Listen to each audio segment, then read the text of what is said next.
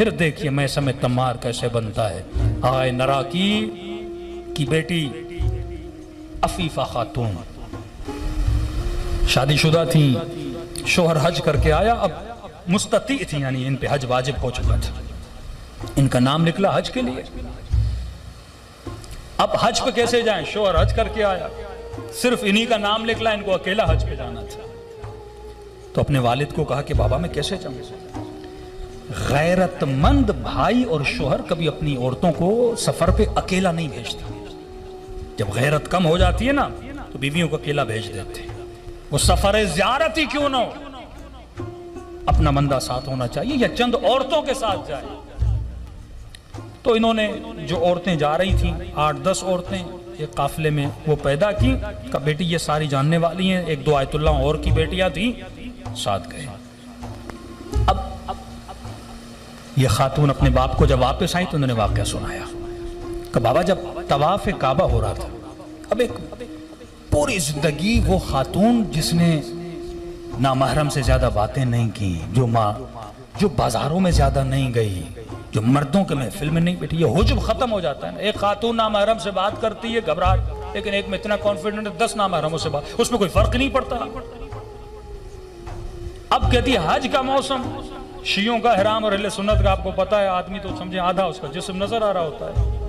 اب حج واجب، طواف واجب، کہتی ہے جیسے طواف کرنے جاتی، حج کا رش آپ کو پتا ہے کیا ہوتا ہے، اتنا رش مردوں کا، یہاں سے کندھا لگ رہا ہے، وہاں سے کندھا لگ رہا ہے۔ اب کہتی ہے بابا میں حیا والی، عفت والی زندگی میں کبھی نکلی نہیں، سامنے حج طواف بھی واجب، کروں کیا کروں؟ ایک طرف حیا عفت، دوسری طرف واجب طواف۔ کہتی میں کونے میں کھڑی ہو کر کانپنے لگی۔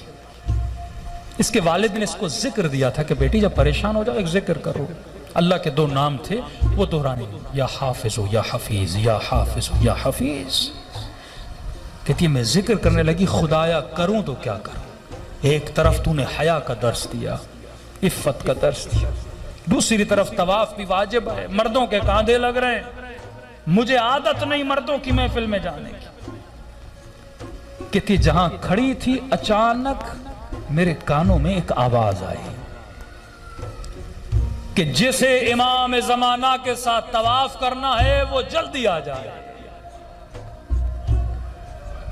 کہتے کانوں سے بس آواز ٹکرائی، اور جیسے آواز ٹکرائی میری نگاہ 5-6 لوگوں پہ پڑی، وجود امام کو دیکھ رہی تھی۔ ایک بوڑھا تھا، بڑا نورانی چہرے والا، بڑی داڑھی والا، اس نے مجھے اشارہ کیا کہ مولا کے پیچھے کھڑی ہو جاؤ۔ کہتا اتنی رش میں وہ 5 لوگ تھے، ان کے اطراف میں کوئی نہیں تھا، ایک حصار تھا گویا۔ میں مولا کے پیچھے کھڑی رہی، میں نے 7 طواف امام کے پیچھے کیا۔ طواف کرنے کے بعد پھر کہ مجھے پتہ نہیں لگا، اور مجھے یہ یاد بھی نہیں کہ میں نے 7 طواف میں ذکر کون سا کیا، کیونکہ وہ دہشت، وہ ابوہت جو امام زمانہ کی میرے وجود پہ تاری، کہتے مجھے یاد نہیں میں نے ذکر کیا کیا، کہ میں نے صلوات پڑھی، میں نے تکبیر پڑھی، میں نے ذکر لبیک اللہم لبیک، کیا میں نے کہا مجھے کچھ یاد نہیں، بس میں امام زمانہ کے عشق میں گویا محبوط ہو چکی تھی، مجھے سمجھ نہیں آ رہی تھی۔ پھر جا کے میں وہیں جا کے کھڑی ہو گئی جہاں پہ پہلے کھڑی تھی، یہاں تک کہ وہ میری آنکھوں سے اوجھل ہو گئے۔ چہرہ میں نے امام کا نہیں دیکھا، آواز میں نے سنی، تو من یتق اللہ یجعل لہ مخرجا ویرزقہ من حیث لا یحتسب ومن یتوکل علی اللہ فہو حسبہ۔ جب تو اللہ پہ توکل و تقوی کرتا ہے، اللہ کہتا ہے پھر میرا وعدہ ہے، میں راستہ وہاں سے بناتا ہوں جہاں سے تو نے سوچا بھی نہیں ہے۔ جب رزق کی ذمہ داری میری ہے، تو حیا کر، تو عفیف بن، پھر دیکھ خدا تیرے لیے کیا کرتا ہے، وہ خود راستے بناتا ہے۔ تو عزیز و توکل کی کمی ہے۔